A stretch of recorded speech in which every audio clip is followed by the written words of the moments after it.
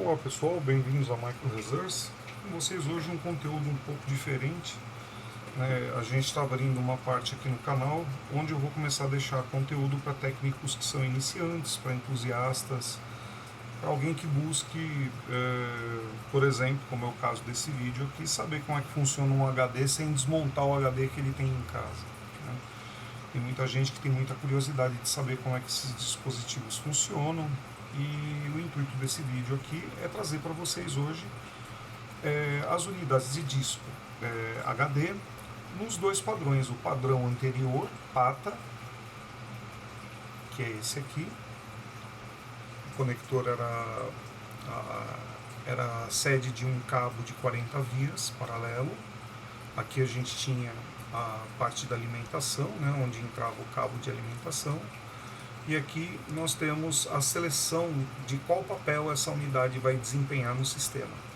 Nessa ocasião, quando nós tínhamos a interface PATA com o cabo IDE, era necessário a gente falar para o sistema quem era o disco mestre e quem era o disco escravo, qual era a sequência de discos para a interface, né? Coisa que já não ocorre mais hoje na Serial ATA, né? No SATA, porque as unidades mesmo utilizam portas específicas, né? Cada qual tem a sua, e isso não há necessidade de você indicar para o computador qual vai ser o disco de boot, por exemplo, se vai ser o master ou o slave, porque o boot vai ser executado através da seleção da porta SATA que você vai estar empregando. Eu quero que o boot seja pela SATA 0, pronto, não interessa o disco que vai estar pendurado lá, né? Então essa daqui é uma interface SATA, né? O intuito desse material aqui é para o pessoal que tem curiosidade de saber como funcionam esses dispositivos, como é que eles são conectados, etc. e tal. Essa unidade, ela tem uma conexão executada através de um cabo paralelo de 40 vias que eu tenho aqui. Esse cabo chama-se cabo IDE, e neste caso aqui é um cabo IDE de 40 vias, ou melhor, de 80 vias. Esses cabos podem ser produzidos nessas duas formas, né, 40 ou 80 vias. O mais curioso é que tanto os de 40 ou 80 vias trabalham com conectores de 40 pinos. Por quê? Aqui no caso do cabo de 80 vias, que é esse que eu tenho aqui, vocês podem perceber que cada cabo é bem fininho, muito grudado no outro. Para cada sinal que eu tenho aqui, ele é entremeado com um aterramento. Então eu tenho sinal, aterramento, sinal, aterramento, sinal, aterramento, no cabo de 80 vias. No cabo de 40 vias eu tenho sinal, sinal, sinal, sinal, sinal, um do lado do outro, porque é um cabo paralelo. Então a conexão dos sinais de controle do dispositivo ocorrem paralelamente e ao mesmo tempo. Então você tem os sinais andando aqui nesses cabos, né, paralelos, chegando no dispositivo todos ao mesmo tempo, simultaneamente, cada qual no seu pino com o seu sinal. No caso de 80 vias, você tem essa proteção de ter um fio com um aterramento ao lado, separando um sinal do outro. Isso garante que esse cabo aqui poderia trafegar uma quantidade maior de dados, uma velocidade maior, com uma perda menor. A perda é quando você envia um sinal aqui e a interface não entende o que esse sinal representa.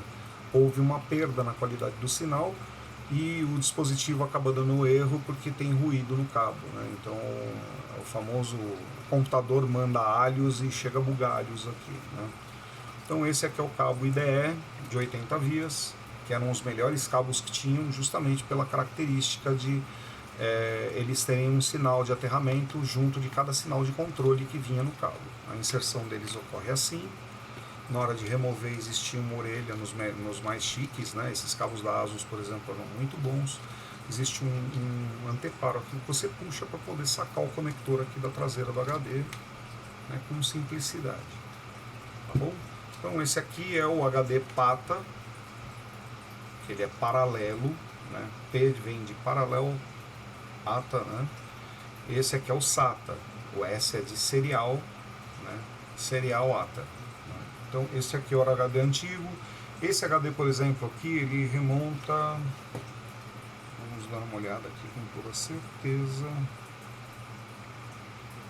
Ok. Esse cara é de 2005, 05, e ele é do mês de julho de 2005, ok? Então, 2005 nós tínhamos interface PATA. Esse disco aqui deve ser mais recente, porque ele já é SATA. É um padrão que veio para substituir esse padrão aqui com N vantagens, né?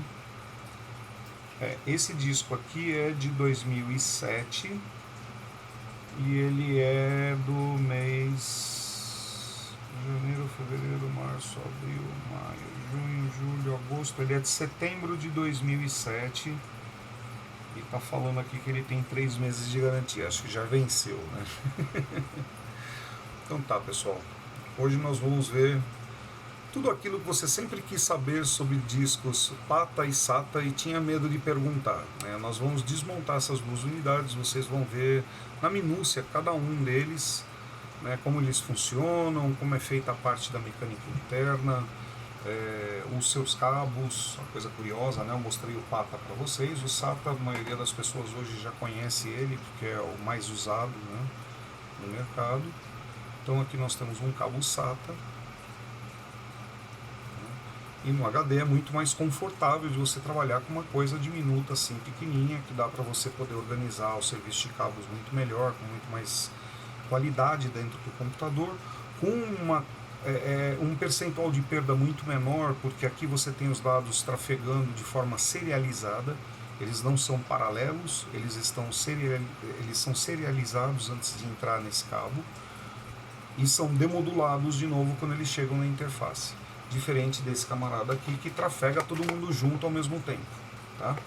Então a incidência de erro aqui era muito maior, né, do que aqui, né? Sem contar que a velocidade aqui é maior, você consegue transferir uma quantidade maior de dados num espaço menor de tempo, justamente porque você tem um índice muito menor de perda, né, na transferência. Aqui você tinha um índice muito maior de perda, sem contar que era muito mais fácil você ter problema em 40 pinos de conexão, né, são sinais de controle, sinais de endereçamento, sinais que pedem interrupções, etc., né?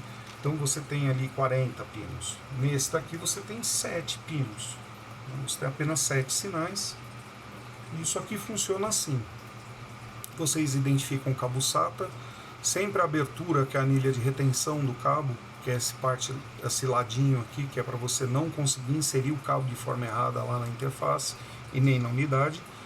Esse aqui significa que esse é o último pino, tá bem? Então o pino 7 está do lado desse cara que é tortinho aqui. Então nós temos o pino 1, ele é um aterramento. Nós temos o pino 2, que é o sinal que o pessoal chama de A+, né, A+. Ele na verdade é um sinal de transmissão, canal A positivo. Logo abaixo, o pino 3 seria o canal de transmissão, canal A negativo. Aí nós temos o pino 4, é o aterramento. No pino 5, nós temos o canal de recepção, canal B negativo. No pino 6, nós temos o canal de recepção, canal B positivo. E por último, nós temos um novo aterramento no pino 7. Apenas 7 fios para fazer todo um universo de troca de dados, troca de controles. Não é só o dado que está sendo inserido na unidade de disco. Eu tenho aqui também o tráfego de controles que são exercidos da CPU em relação à unidade de disco. Por exemplo, os computadores mais recentes hoje, eles possuem controles inteligentes de energia que podem fazer com que esse disco entre em dormência depois de um determinado tempo. Essa dormência vai ser comandada para esse disco através desse cabo. Okay? Então vocês têm o mesmo serviço que era feito antigamente, 2 anos antes, em 2005, né, eram 40 pinos, você passou a ter 7 pinos. Aqui todo mundo andava junto e ninguém entendia ninguém. Aqui todo mundo anda transformado num pacote de transmissão, que é serialização dos dados, né? Os dados são mandados de forma sequencial, um atrás do outro, chegam num determinado ponto, eles são acumulados, demodulados e transformados na instrução que é necessária. Veja bem que mesmo com tudo isso acontecendo, você tem um tráfego muito mais acelerado aqui do que aqui. Porque aqui você tinha uma incidência de erros muito grande, uma probabilidade de problemas muito grande, né?